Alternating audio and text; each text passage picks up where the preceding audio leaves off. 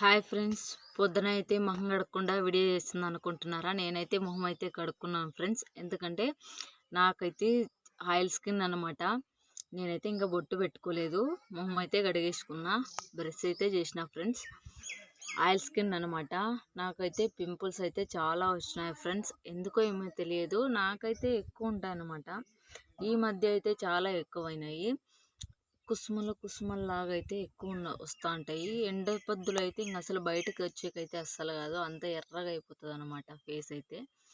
ఎందుకు ఇలా అవుతుందో అర్థమైతే కాలేదు. ఏదైనా క్రీమ్ ఉంటే నాకు కాస్త కామెంట్లో చెప్తారా?